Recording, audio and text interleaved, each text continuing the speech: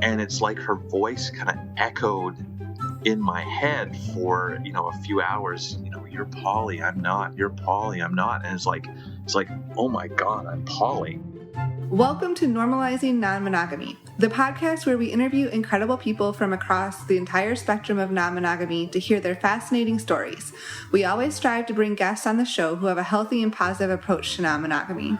However, everyone approaches this a little differently, and at its core, our show is about hearing and learning from different experiences and approaches people have. With that in mind, it's important to remember that the views and opinions expressed by our guests do not necessarily represent those of our own. It's also important to remember that we aren't doctors or therapists and that we produce this show for entertainment purposes only. Please consult a medical professional for anything regarding your health that you might learn about on this show. We should also let you know that this podcast will hopefully include some explicit language. So, if that kind of thing offends you, you should probably keep listening until it no longer does. If you're under 18, we'd suggest finding a different show or gather up your parents and listen as a family. Enjoy! Welcome to episode 32. We're Finn and Emma, and today we have a exciting interview with Kat and They're Flick. all exciting. I know, I always say that, but they're always exciting. Yeah, Kat and Flick from the Wet Coast podcast, or On the Wet Coast podcast. Yeah, get it right. I got it right. I always get it right. I got to say their name twice because of that. So, anyway, they come and join us. We have an awesome conversation. We talk about swinging. We talk about polyamory. We discuss mental health within the polyamory and swinging worlds, and something we haven't really talked about. So we wanted to upfront say thank you to them for taking the time to chat with us. And maybe we'll just take like 18 seconds to mention two things that we love as resources that we both use. The first is stdcheck.com. Use the links on our website. You get $10 off your testing panel, which is, in our opinion, the easiest way to get tested for STDs and STIs. Super easy, super the best, I think is how you say that. Okay, sure. The other resource is Cassidy, the dating website for, well, you don't have to use it for dating, I guess. You can use it for meeting people for fucking or friends or whatever you want, I guess. It's also super the best. Yeah, super the best. Anyway, please use the links on our website if you're interested in giving it a shot. You can get a free 30-day trial using that link, or if you leave us a review on any podcast platform, you can get a free 90-day trial. I think that's it. Let's go into this interview. Yeah, this is a short one. Yeah. We could just sit here in silence for like 2 or 3 minutes. No, let's go. Thank you both for joining us all the way from exotic Canada. Is that correct? That's right. It is right. So the Wet Coast is Vancouver, Canada. Yeah, we've got Kat and Flick, who also have a podcast and are some New York Times bestselling authors, perhaps, or just. Well, hopefully by the time this podcast comes out, it'll be a New York Times bestselling. Excellent. Well, yes. For anyone who's not familiar with you, do you mind sharing a little bit about who each of you are and just high level, maybe how you both identify and how you identify in terms of your relationship style? Sure, yeah. So my name is Kat Stark, and okay, apparently that's all I got. That's it. I'm Kat Stark. The end. Yeah. Well, thanks for tuning in this week, guys. Okay, I'll go next. I'm Kat Stark. We're all Kat Stark. Yeah. I think I just kind of forgot what else I was supposed to say. That's okay. Okay. So I am Kat Stark, and I am a blogger and podcaster and author of the memoir Yelling in Pasties, The Wet Coast Confessions of an Anxious Slut. As you can tell from that title, I definitely identify as someone with mental illness. I battle depression and anxiety, so that definitely can make my non-monogamy exciting. And I identify as non-monogamous, as polyamorous.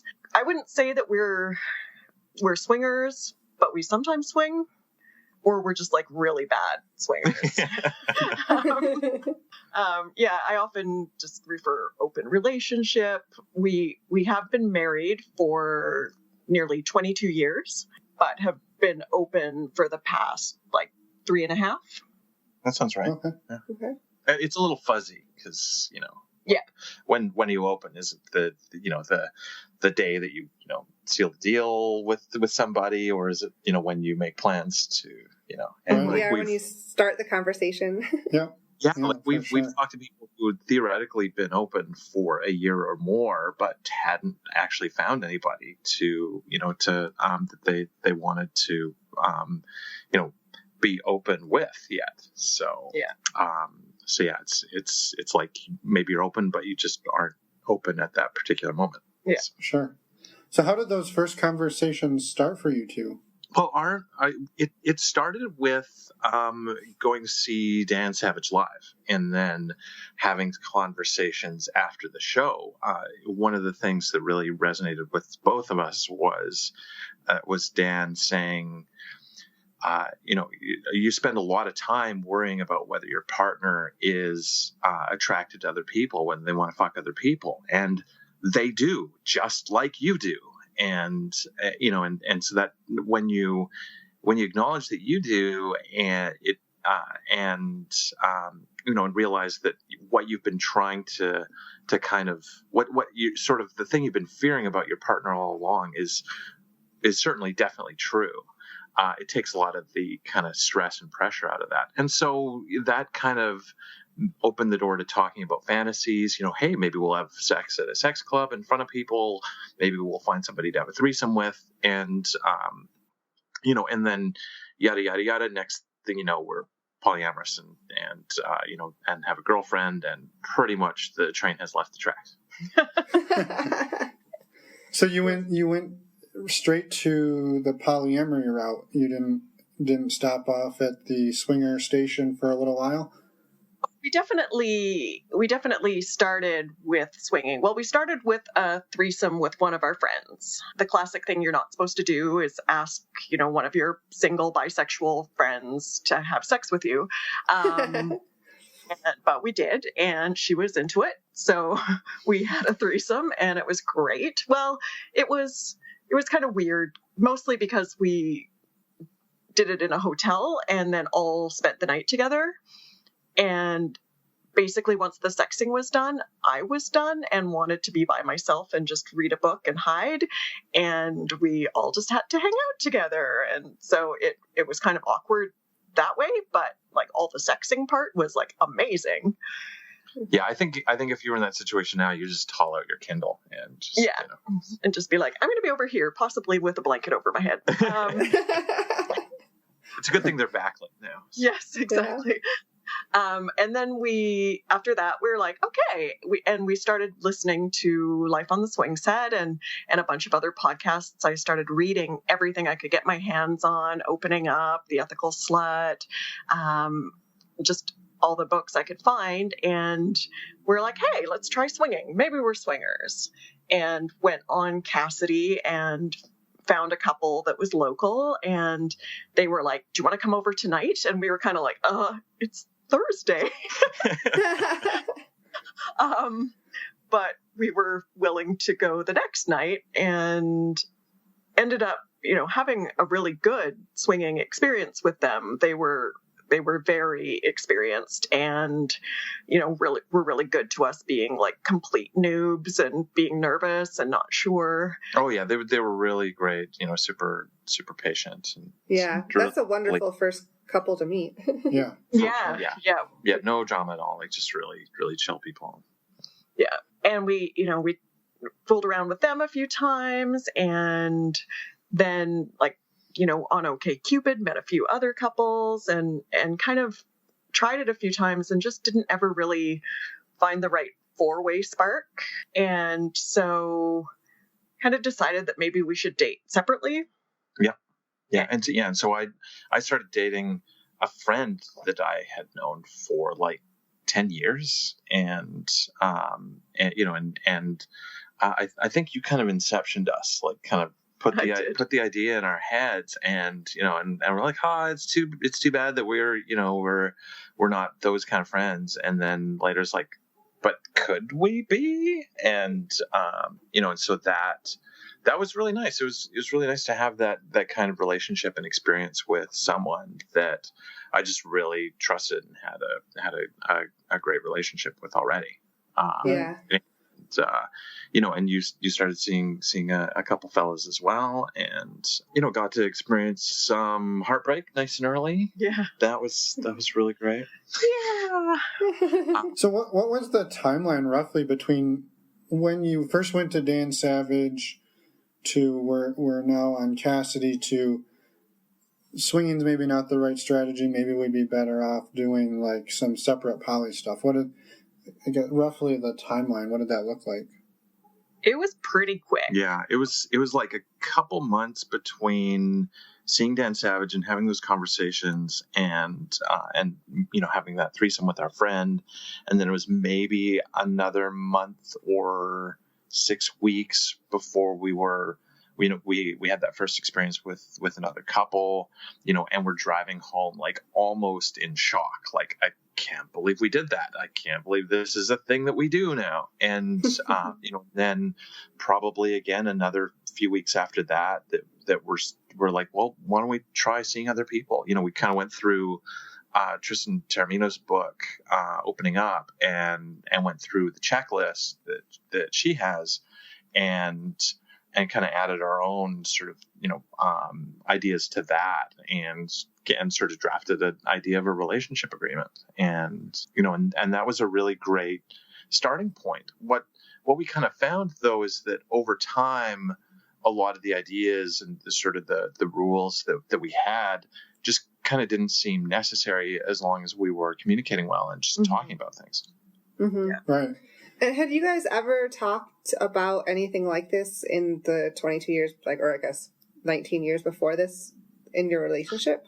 Well, fairly early on in our marriage, we were kind of open. Well, I guess we were open in that I was allowed to fool around because I'm bisexual, and I didn't know that until we were together. Uh-huh.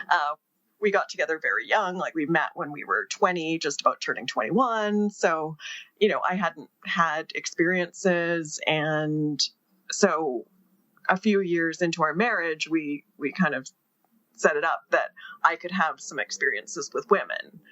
And so just a couple times over the next 5 years or something, I had some experiences with friends of ours, and then was kind of like, cool, I've done that. It's nice.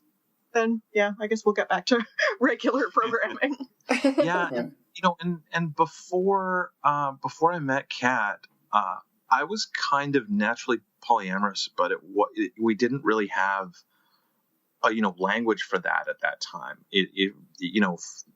For me, I just kind of felt like, I was an asshole who could be in love with two women at once, and it really complicated my life. And, and so for a couple of years, I had a girlfriend, and we had a friend, and we basically kind of lived as a triad, but we weren't having sex with the third in our relationship. But we'd travel together, we'd sleep in the same bed, we'd cuddle. It was a very romantic relationship. But we just, because we didn't have tools or models for that kind of relationship, we were just kind of stuck about some of the other steps that might be involved. So for me, knowing that I could be in love with other people kind of made me good at monogamy, because if I got crushes, if I had attractions, it'd be like, oh, those just feelings. It's just, a thing that I have.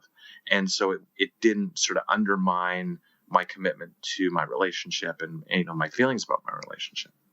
Yeah. And that relationship, that sort of triad, that was before Kat, correct? Yeah, that's right. That was before I even met Kat. Oh wow! So I was really young to be. It was quite young, and yeah, we didn't know the word polyamory. We didn't know about those types of relationships at all. Yeah. Right. So I think one thing that a lot of people in the swinging world specifically, they don't have a problem with their partners doing the sexual side of things, but for them, the once it moves into the emotional realm, that's where they start to feel that's where the maybe the jealousy introduces itself. During those couple of weeks before you went full poly, I guess, I don't know if that's the it wasn't quite, but was there any like jealousy or any issues that you had to work through, or was it pretty smooth sailing and a pretty smooth transition? It's actually hard for me to imagine now, but in those early days, I had a lot of trouble whenever Kat had a new partner. I'd have a lot of jealousy and a lot of turmoil about it.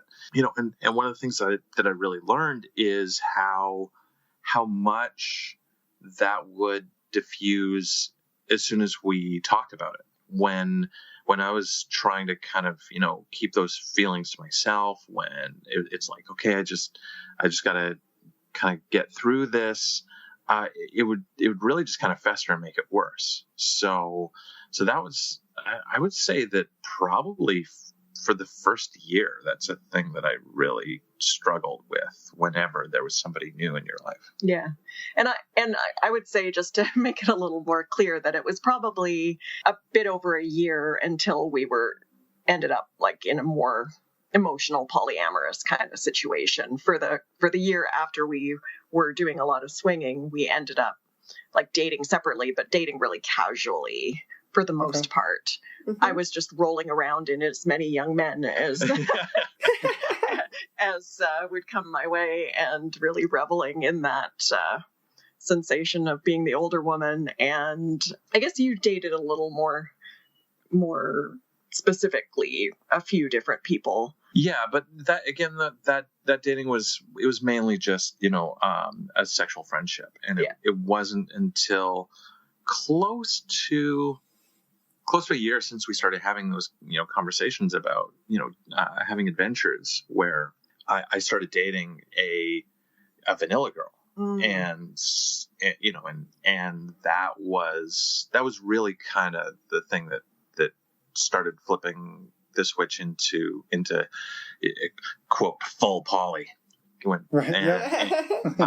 And it was while I was dating her that we went to Desire the first time. Mm-hmm. And I remember getting a crush on somebody, and and after a few days, kind of saying, I'm really sorry about crushing on you so hard and making it weird.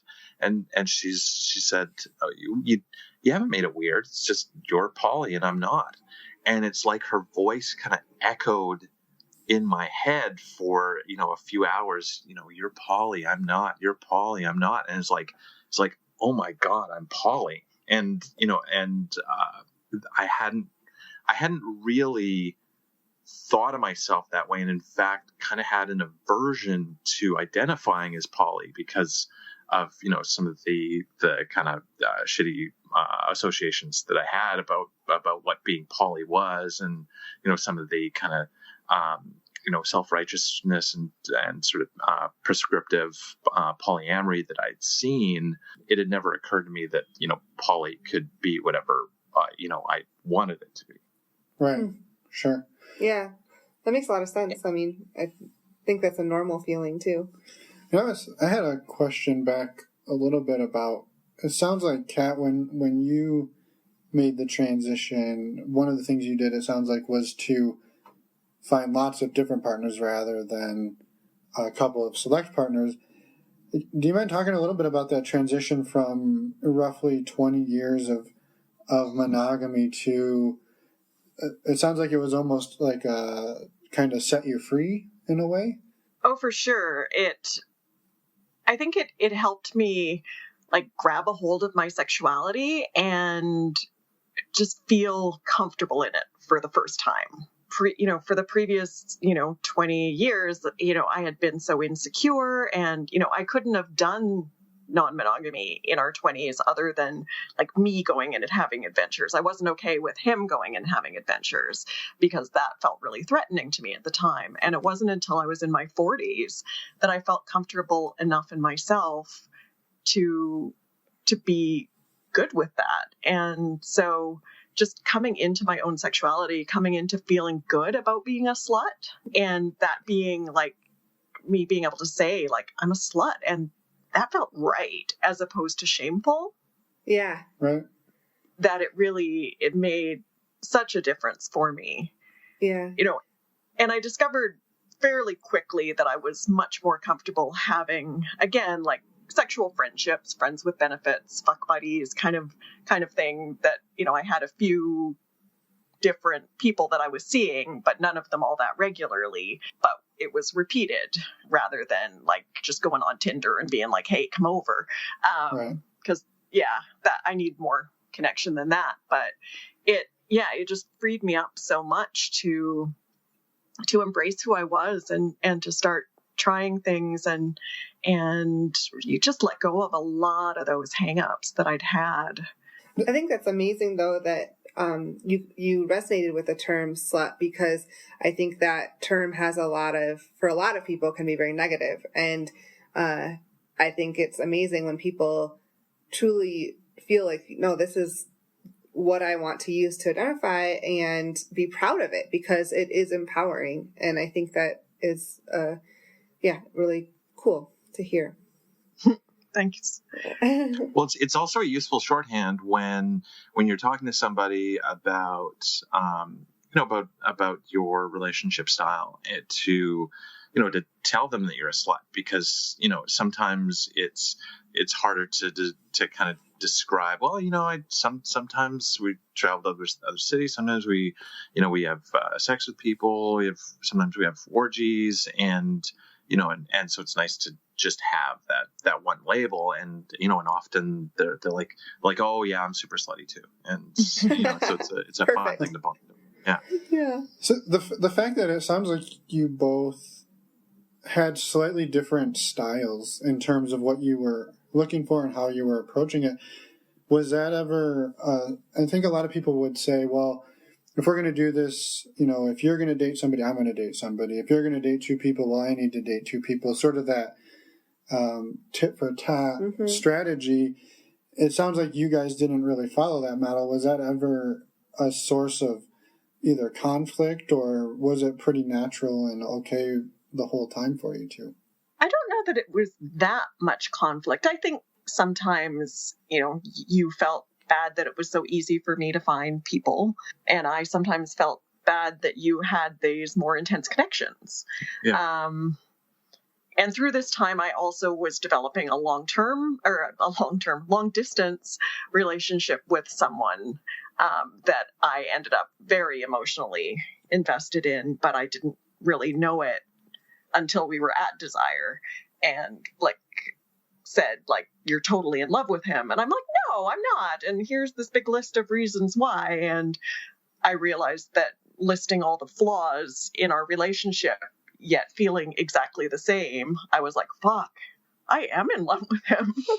And so we sort of both had individual kind of moments at that first trip of figuring out that we were different than we thought we might be.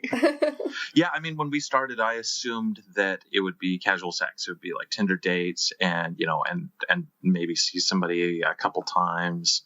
And it turned out that I actually work the exact opposite. That I do tend to bond more long term, even if it's just a romantic friendship. And a lot of my assumptions were very different. I think it might have helped that you did start seeing people before I did. And I think that made it easier for me. I think it would have been really hard for me to be the first one to do that. Mm. Do you mind talking a little bit about why that is? Let me just tear my heart open. I actually have a hard time even knowing what I want, let alone asking for it.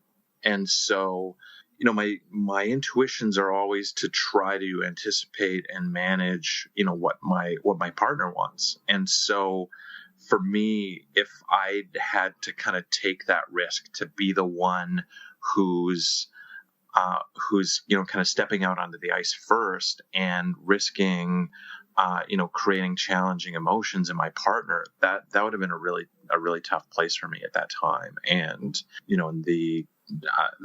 sort of coming from the monogamy hangover of, if you do something that hurts your partner, it's your fault. Even if that thing was harmless and even if that thing was negotiated, it's your fault if there are feelings. And so I didn't yet have the tools to kind of understand, well, sometimes your things you do are going to challenge your partner's feelings. And that doesn't mean that you've done anything wrong. It just means that there's something to talk about and something to kind of process together. Yeah. You just described a lot of how I feel a lot of times as well. So that as far as like trying to identify what I want and how to go about making that happen. And it's caused a lot of, I guess, more conversations in our relationship too, of because Finn wants to know and just wants me to tell him, and sometimes I can't. Sometimes. And it's hard. Yeah.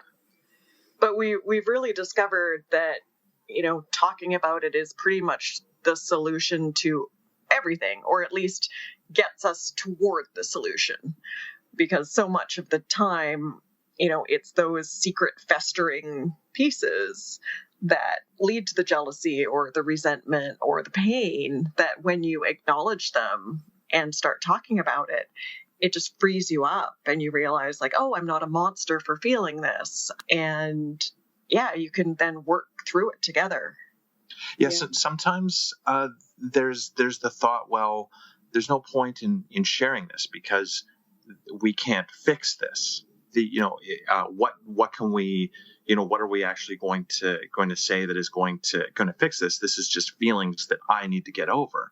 But the reality is that sharing those feelings and seeing that the world isn't going to end because you feel this way, it takes so much of the stress off. Though a lot of the pain of those feelings is feeling like they're wrong and feeling like you need to keep them secret because the sharing of them will create distance or damage in some way. When the reality is the opposite. Sharing them gives your partner a great opportunity to show compassion and also share that the experiences that they have, that they might have had those same feelings.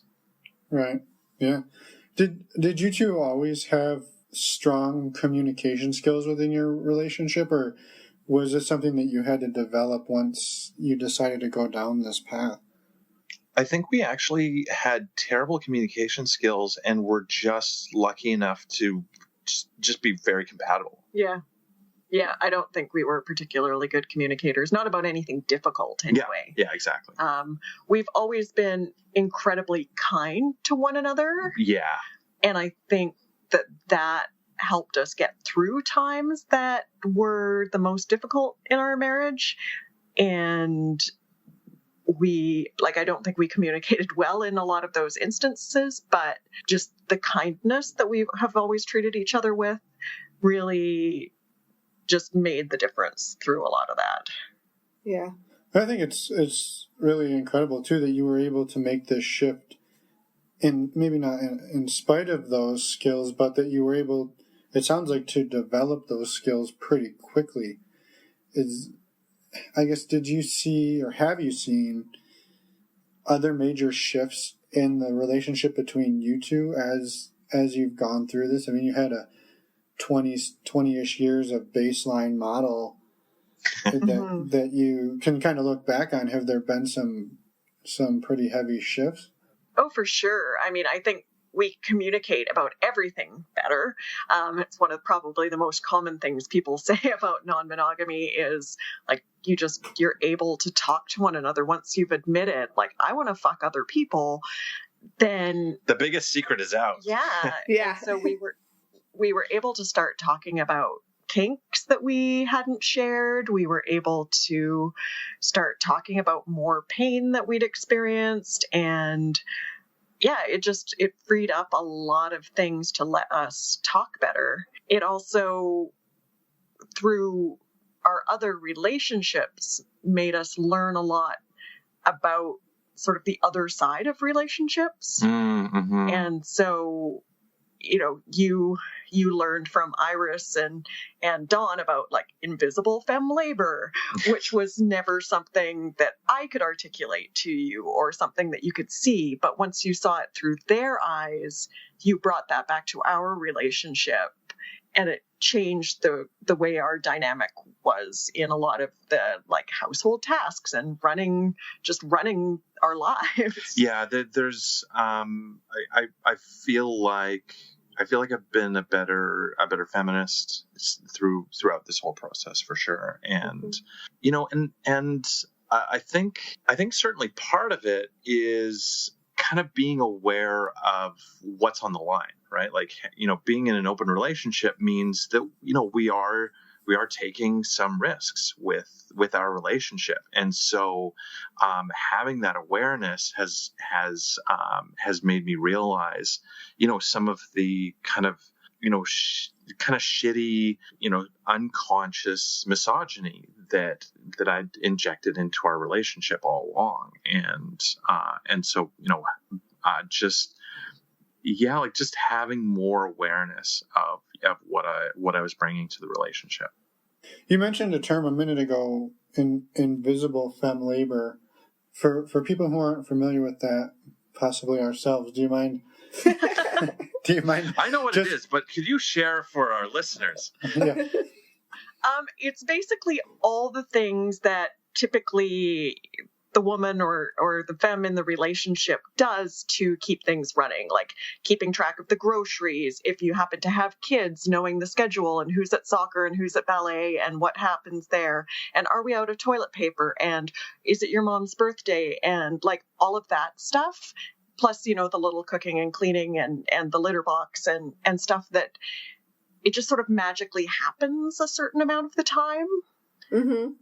Because as women, or if we were raised as women, we were socialized that this is the stuff you do. Right. And most guys are socialized that this is shit they don't have to think about because it magically happened. Well, and a lot of male socialized people, they're coming into relationships, their defense is always, I will do whatever you want me to do. I will do my fair share. Just ask and tell me what needs doing. And the reality is that the whole process of thinking about what needs doing and then initiating that conversation with your partner, and then that is labor. That's management, and that and it is a really typical thing for men of my generation to just kind of allow their partner to, over time, accumulate the majority of the domestic labor, because it just ends up sliding that way because we allow them to do the management. And and sort of early in this process, I remember having this conversation with a friend of mine and about sort of the shittiness of it, and and kind of like nobody likes to do that shit. And so it's an easy thing to just let somebody take over that stuff.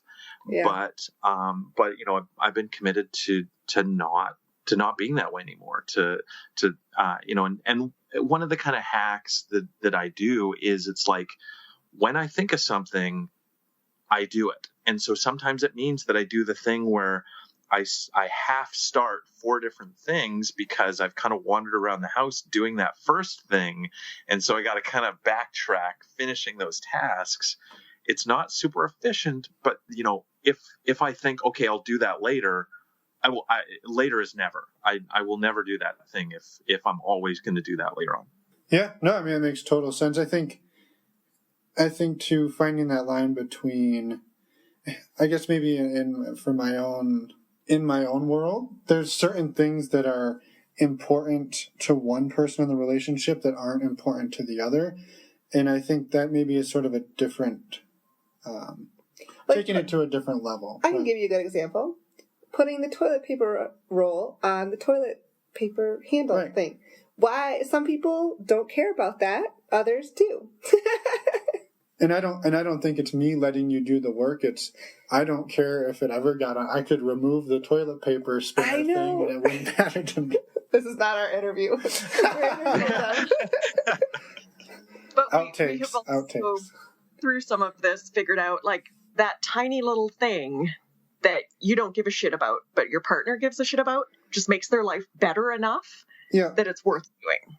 Exactly. And I think that's the point is even if it's something that it's not important to me, knowing that it's important to her and then being willing to do that thing, not because I need it done, but because I know she wants it done. That's the reason to do it. Yep. Yeah. I think I just got to remove the thing and then it won't be possible.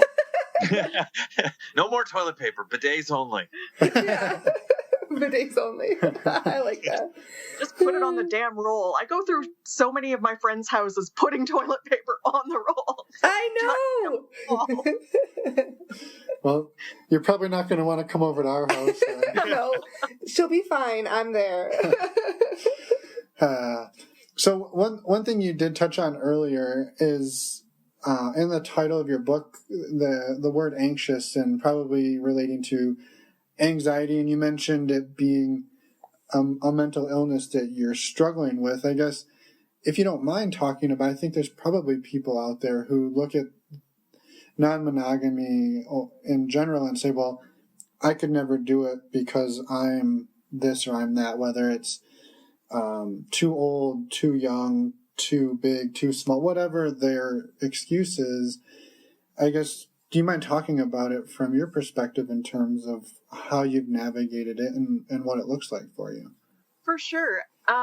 It's definitely been a real challenge. Non-monogamy is stressful. You know, there's no doubt about it. It's stressful. And a lot of that stress is really good stress. You know, going to sexy parties, you know, having new experiences. You know, there's so much good stress in it, but that is also stress. And there is also the stress that goes along with like new people and new relationships, and you know, you're messaging with this person and did they get you back, and oh, I can see the dots but now they've stopped, and you know, all of that kind of stuff it's definitely ramped up my anxiety over the past few years. And Sure. So, you know, that's been a real challenge, and I have really had to like do a lot of work to realize when I'm being, you know, reasonable, like when it's just like, okay, this is a thing that it's legitimate to be upset about or worried about, and this is, you know, a thing that is just my anxiety out of control, and I need to do some cognitive behavioral therapy exercises or like just talk myself through it to, you know, get out of that spiral. Right. And, you know, it has definitely been a real challenge. And I think because the anxiety piece has been ramped up so much, it also, the depression piece that had never usually been a huge deal for me, I think because I was a little off balance a lot of the time, that allowed the depression piece to come in more. And over the past few years, I had been really quite depressed and hadn't even realized it until we got back from Desire last year. And I was able to reevaluate like my feelings from the whole trip and from quite a while back of like, oh yeah, no, I'm actually super depressed. And then getting on medication and looking at things differently and getting some therapy and just working through in a way that allowed me to deal with everything better. Right. Yeah, I've struggled with depression lifelong, and you know, and in fact, a few years before we opened our relationship, I had a pretty extended, what I see in hindsight was a pretty extended major depressive disorder episode that lasted close to a year, and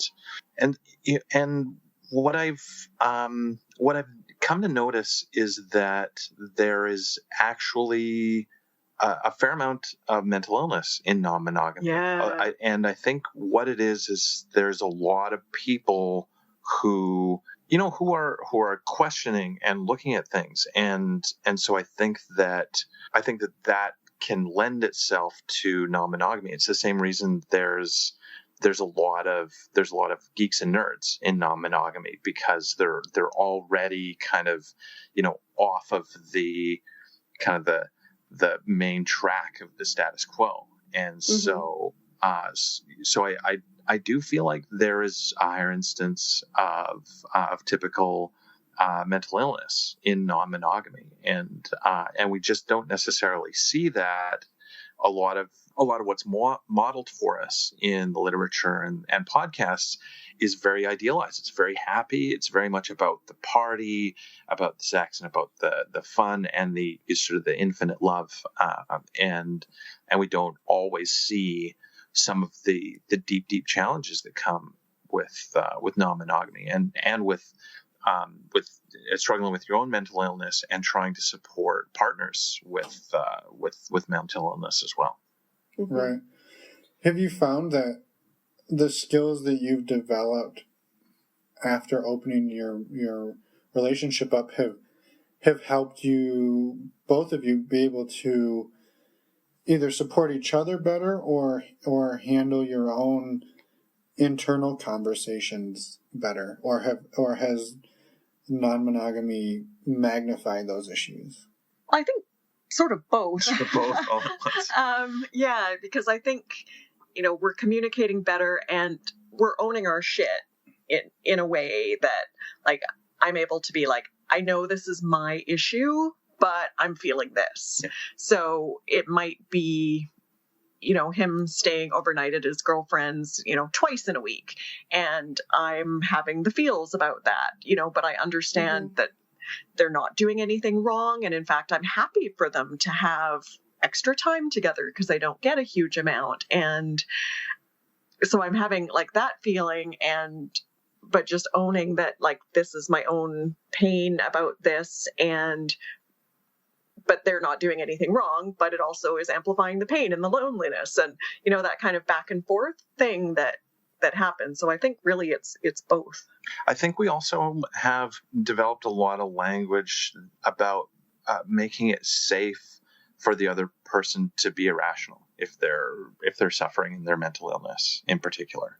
So when we sense that the other person, maybe has something unreasonable that they want to talk about, prompting that and making that safe to share that kind of thing. Whereas I think in the past we would suffer alone through a lot of that thing. I think that we've gotten better at sharing those burdens together. Mm-hmm. Yeah, definitely. Yeah, I think that's nice. I mean, and it's probably helpful to have a partner who can relate to maybe some of those issues, so you don't feel maybe as alone in that. Yeah, and I think having come at this from such a long-term stable anchored relationship has freed up a lot of when we do have issues. It's not like, oh my God, my relationship could be over. Like we don't generally have any of those kinds of feelings. It's like, oh, we're having this fight and we need to work it out. Yeah, and sometimes there will still be deep fears about it, but the depth of those fears, has a limit. We don't fear about the whole world coming crashing down, but I think that there's still some of those. I mean, a lot of mental illness is about fear, both depression and anxiety, and so I think there is sometimes that fear. Oh, I could wreck this. I could, this could impugn other relationships that are really important to me. This could kind of, fuck up the, the, sort of the plan and life that we built together. But I don't think that. I think that having that faith that our relationship is going to endure regardless really, really helps. Right, for sure. Yeah, I think it's a really important topic to bring up too. Like you said, most of the general things you hear about non-monogamy in general are all happy and exciting, and that's amazing. That's a really good part of it, but there's another part that is not necessarily as fun and needs to work through things. And it's a lot more common than I think people tend to hear about. Well, absolutely. Oh, yeah. And, well, here's just an example. Whenever you talk to people about their trips to Desire, usually what you'll hear about, it's so amazing. There's so many great people. It's a wonderful experience. Some people describe it as, this is my favorite place in the world. It's my favorite week of the year.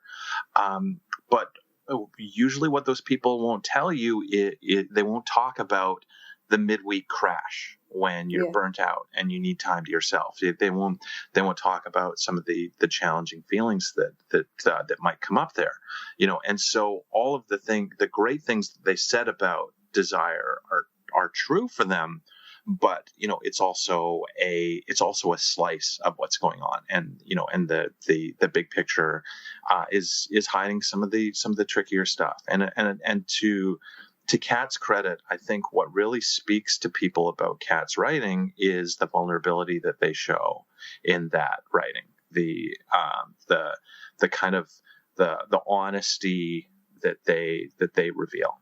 Mm-hmm. Right. I was going to say the most common comment I get about my writing, about blog posts or the book, or even about our podcast, is people saying, "I thought I was the only one."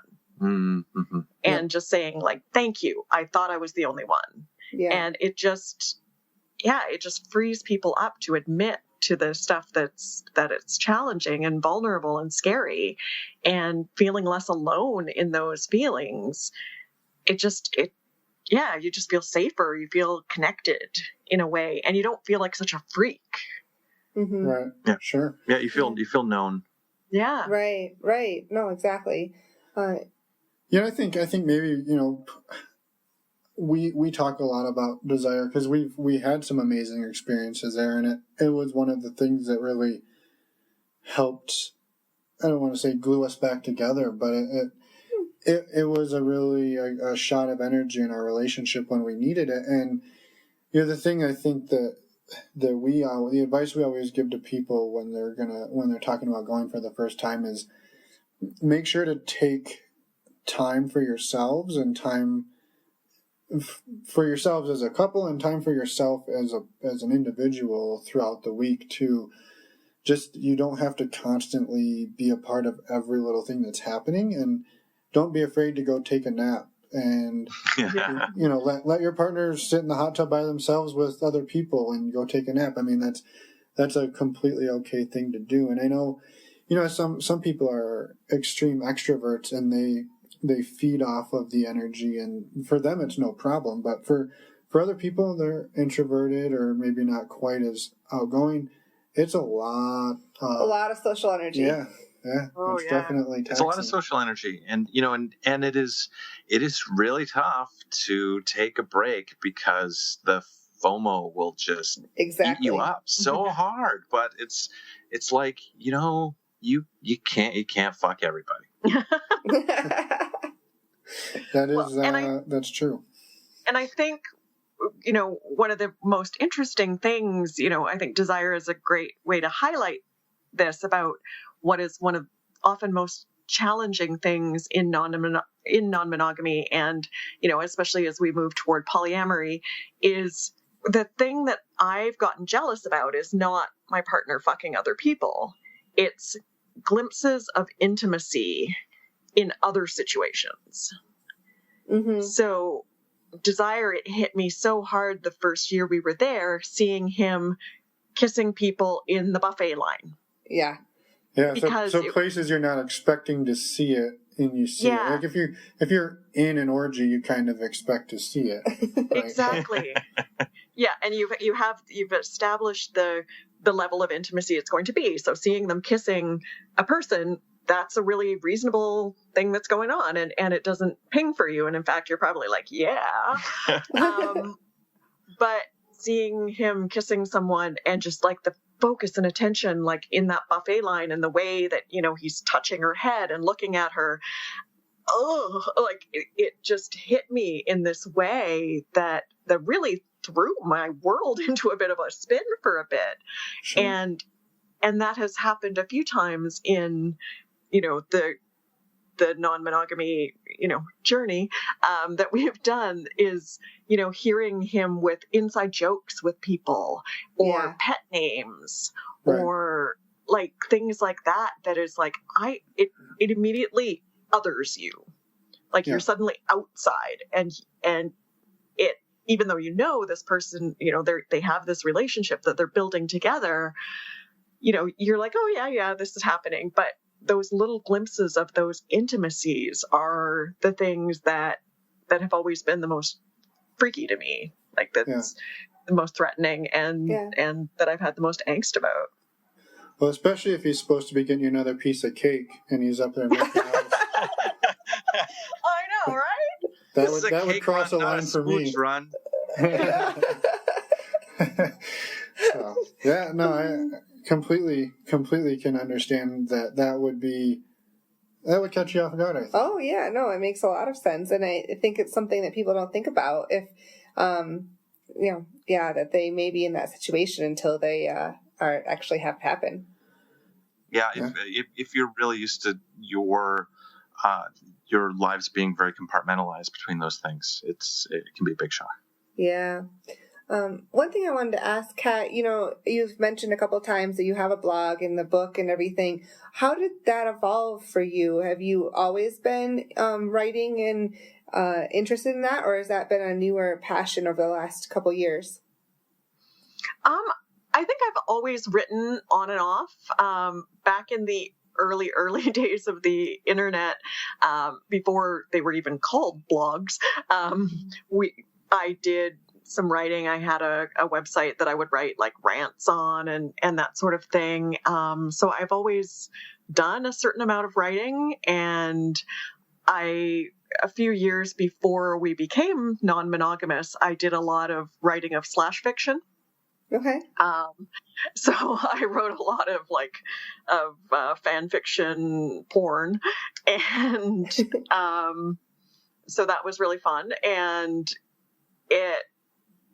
when we started exploring non-monogamy, I was just writing, I think, just to keep myself kind of sane, because I tend to process that way. Yeah. So I work my way through stuff by writing it down.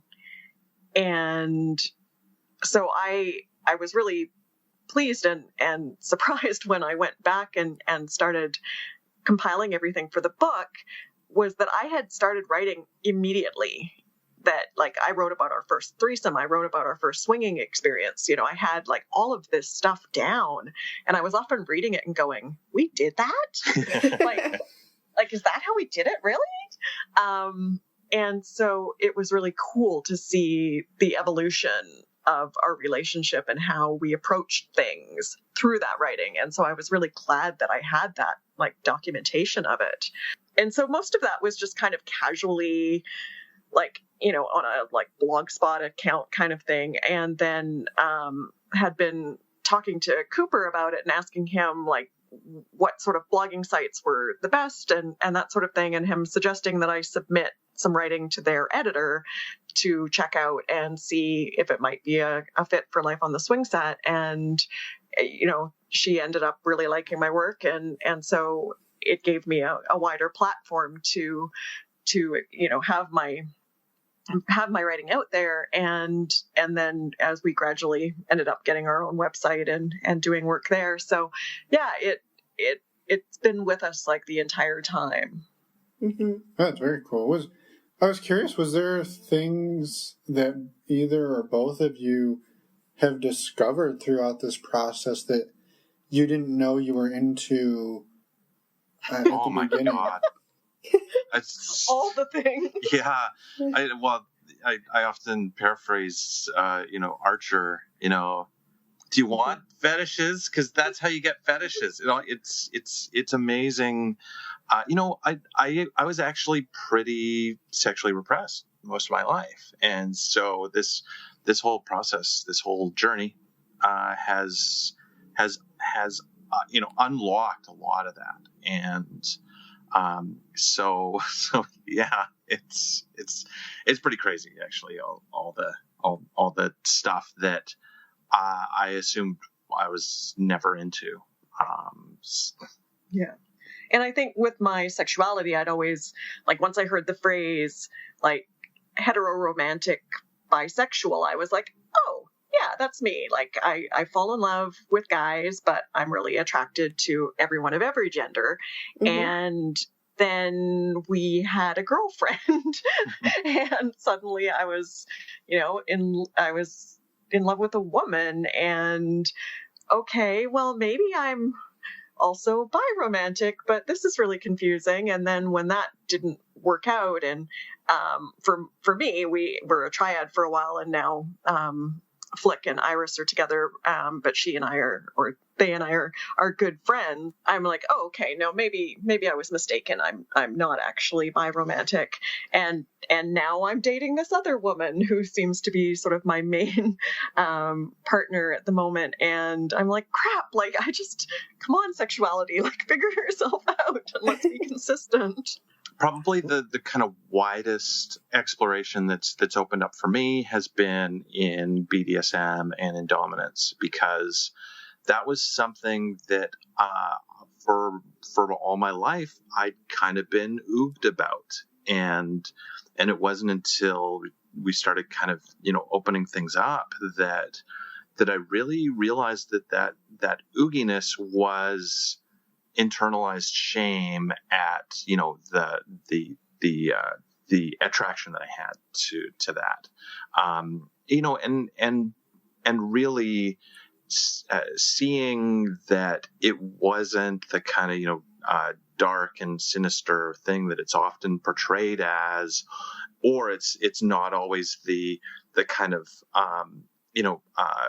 goofy, ridiculous thing that it's also often portrayed as, especially in mainstream media with male submission. It's always a joke. It's always a punchline, and so seeing that there is a whole world of DS that doesn't fall into what we've seen in mainstream media or even typically in porn, really made me realize that I didn't need to be something that I didn't want to be in order to explore that part of my life. So you, to clarify, you found yourself identifying more in like submissive roles? No, more dominant. Okay. And for me, the association was always with dominance as a form of male violence. And so, just becoming more educated about BDSM and seeing that that's not the case, and that it is it's as loving and as as caretaking as any other form of sexuality, and and seeing that there were ways for me to express that where it didn't have to be like this this dom asshole, and I could express myself through that. Right. Awesome. Yeah. And Kat, I know you mentioned that your sexuality has been something you've been just trying to figure out and I guess experiment with a little bit over your journey. And now you told us at the beginning that you have been using the pronouns they and them. Do you mind just telling the listeners a little bit about why you decided to do that, and for anybody that might be interested or feel similarly? Yeah, it was kind of strange. It kind of hit me out of the blue a little bit. And we had some friends who identified as non-binary or gender fluid, and I'd never really gotten it until I got it, and I think it stopped feeling, just as accurate to think of myself as a woman. And, I definitely have all of the, technical parts to make that happen, but it just started feeling less accurate. And I think I've always, as a kid was like a tomboy, and a lot of that is really typical.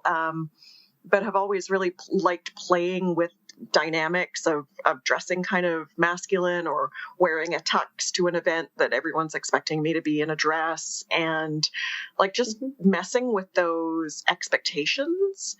And at the time I had mostly just thought of it was kind of about the taboo of it, and just getting this sort of buzz out of that, of, you know, wearing a packer when I'm going out for dinner, and like no one knows that, you know, I've got a cock while I'm walking around, and that kind of thing. I'd always sort of just thought it was maybe the taboo buzz of it, but realizing that just sometimes it felt really right to have a cock.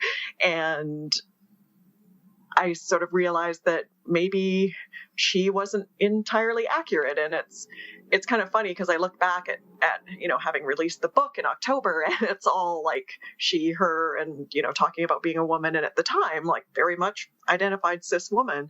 But now I'm really feeling kind of genderqueer, and exploring that, you know, is feeling good, although kind of strange. But I think also being in my mid-40s, I have less angst about exploring it. And if it's not right, kind of going, yeah, I tried that. Cool. That didn't work. Let's go back. Or whatever sort of the path takes it. I feel a lot more comfortable to try it out and see if it feels good. If it feels good. And if it doesn't, then I don't have the, like, the world is going to end kind of feelings that I probably would have had in my 20s. Yeah. And these words didn't exist in my 20s, you know, like we, you know, the evolution of language and culture and of sexuality and gender, like this is really so much of it only the past like 5 years or so that it has really exploded into the zeitgeist and the common, you know, experience of people. Yeah. No, thank you. I think that's really interesting, and I think it's amazing that you're willing to let yourself explore that, and like you said, if it's not right, you're okay with that. You can go back and but maybe it is right, and maybe it's what you really want to move forward with. So thanks for sharing that. I guess kind of I don't know what to say. Thanks for sharing that piece of information about yourself. No worries. So one thing that we've been asking, it's kind of a newer question. Not to be jumping all over the place, but as you probably have experienced, there are some comical moments within the realm of either swinging or group situations, or even just on your own with partners. Do you mind sharing each of you like a blooper, like one of your favorite bloopers from something that's happened to you or because of you, or that you've seen too? Yeah, sure. Oh boy. A blooper. I can't think of it. Or just a funny moment too. Yeah. Okay. Well, here's a funny story. We were actually at Desire at one of the beds by the hot tub, and we were having a threesome with someone, and oh God, yes. Yeah, and I was fucking the very special guest star. I was on top of her and inside her, and some friends of ours wandered up and started talking to us, and you know, so you know, they'd had a few drinks, and A few. they were kind of hammered, and so they're talking to us, kind of not even really cluing into the fact that we were. I'm actually in the middle of somebody. Yeah. And I was like lying next to them, like with my hand jammed inside myself. You know, and so we're looking at them while they're talking, and they're talking, and finally I just kind of very slowly at first just went back to fucking, and you know, you know, and the gal that walked up is like, it's like, oh, I guess you're kind of in the middle of something here. and then went back to talking to us, and and so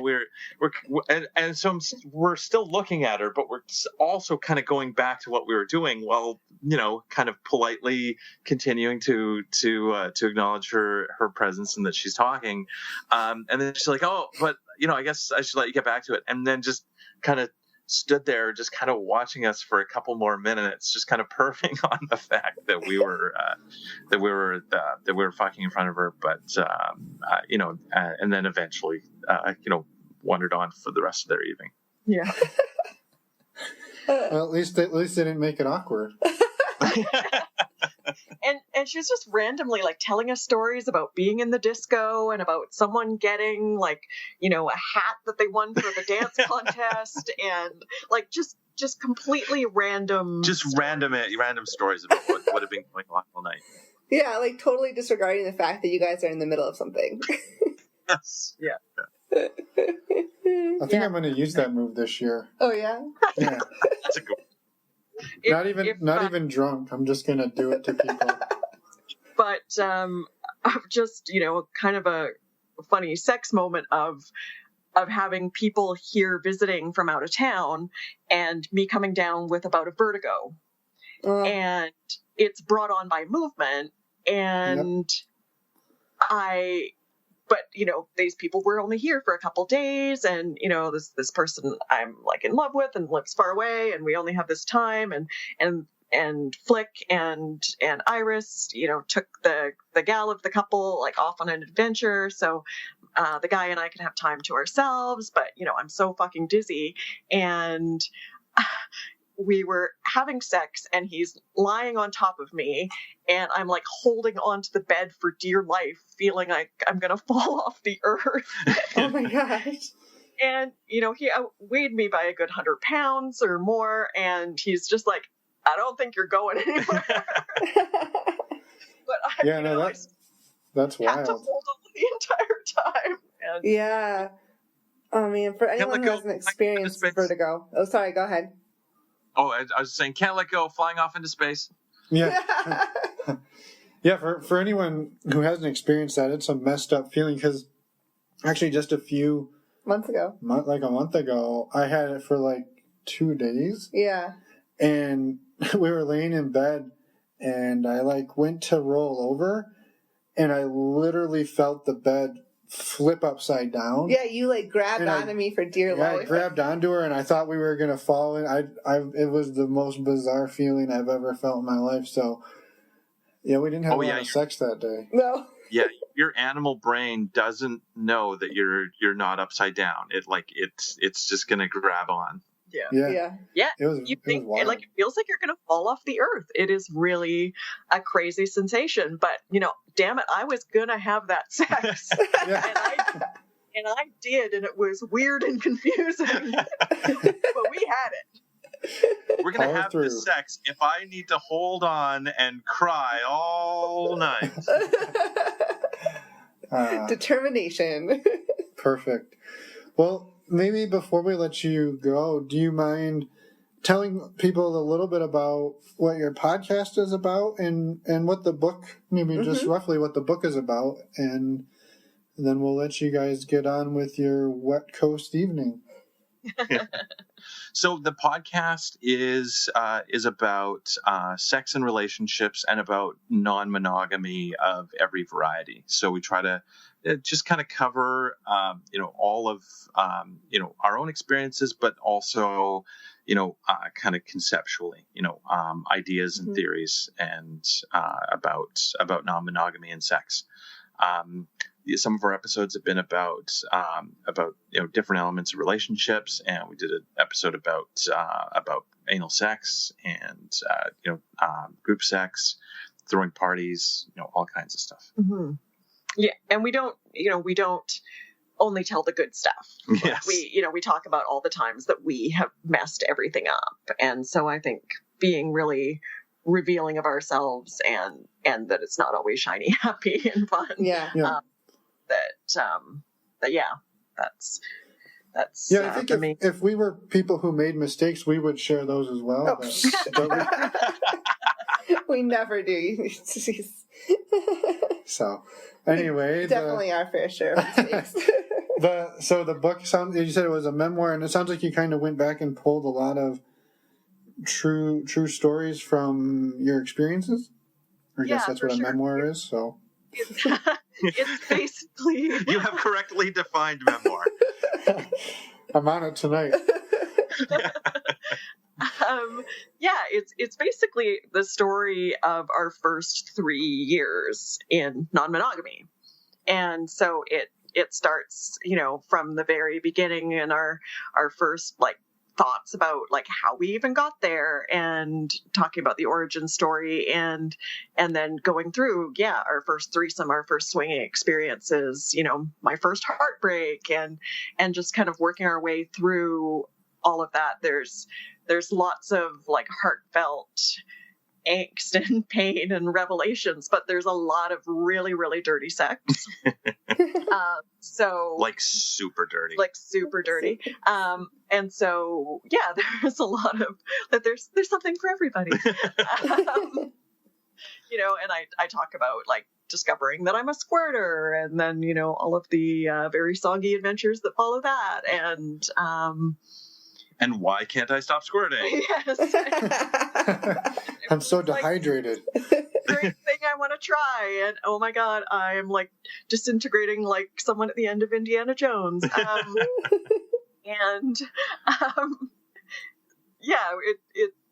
It definitely follows the path and meeting Iris and falling in love, and then discovering all the stuff that wasn't working, and going through breakups and that sort of thing. So there's a lot of really deep emotional stuff and a lot of vulnerability, but there's also a lot of dirty sex. So very cool. And what is the name of it, just so that listeners know? It's called Yelling in Pasties: The Wet Coast Confessions of an Anxious Slut. Perfect. And you can get it on Amazon, ebook, paperback, all the good stuff. Yeah, the podcast is at onthewetcoast.com, and you can also find links to buying the book on your favorite platform there. Yeah, cool. Perfect. Well, we'll put links to all of it in our show notes for anybody who wants to go hunt it all up. Yeah. And unless there's anything else you want to make sure. Well, are you still writing your blog too? I am. It's a lot less frequent. More recently, I think I was focused on getting the book out, and then I ended up writing a novel in April. And also, went through a pretty severe depressive episode that even had suicidal ideations, and so went through a pretty scary time. So my creativity was a little limited. But I'm getting back into it. And it's I've also recently had a breakup, and it's kind of the thing I want to write about, but because the other person is also on the internet, I can't really. And so sort of every time I'm trying to get into something, I'm like, I can't actually say this stuff. And so I'm trying to write some fun articles about learning to fist someone and stuff like that to even though I want to do the angsty stuff. Yeah. What you should do is actually write the angsty stuff and then just send it out to select people. So it's like bespoke blogging, and Cool. Perfect. Well, unless there's anything else you really want to make sure you say on our show, I can let you guys get on with your evening. Yeah. Well, it looks like we're going to be at Sex Down South. So if anybody wants to come up and say hi and has any questions for us, or wants to talk about the podcast, or talk about dirty sex things, you can find us there. Okay, perfect. And approach us, because we're shy. Yes. Sounds good. If it looks like I'm standoffish, it's probably just because I'm terrified. It's okay. We're the same. We're very similar, so we know what you're going. Thanks so much for having us. Yeah, thank you. Oh, absolutely. Thank you for coming on. And we'll let you have a great evening. Yeah, thanks so much. We're back, and thanks again to Kat and Flick I think that we had it was a really interesting discussion. We talked with them about some things like mental health that we hadn't really covered in this podcast before. So we were really happy to have them on and have them bring up some topics that are sometimes difficult to talk about. Yeah, and we even learned some new terms, and I have to go do some home improvement and remove all the toilet paper roll things in our apartment. No. So, anyway, next week we've got another amazing interview, just like last week and just like the week before that, with John and Cindy, a really cool couple who reached out to us on our website, actually on Twitter, and I don't know, they just have a super awesome energy. Not that everyone else doesn't, but they had a super awesome energy, and we're excited to be having their interview in 1 week. Yeah, I think that's it. You can find us on our website at normalizingnonmonogamy.com or on Twitter or Cassidy under the screen name NNM Podcast. And please reach out. We'd love to hear from anybody. Did you introduce ourselves at the beginning? I did. Okay, then we don't. But I did forget the website at the intro. Well, you just told them now. I know. It out. It's all good. Alrighty, see everybody in a week. Bye.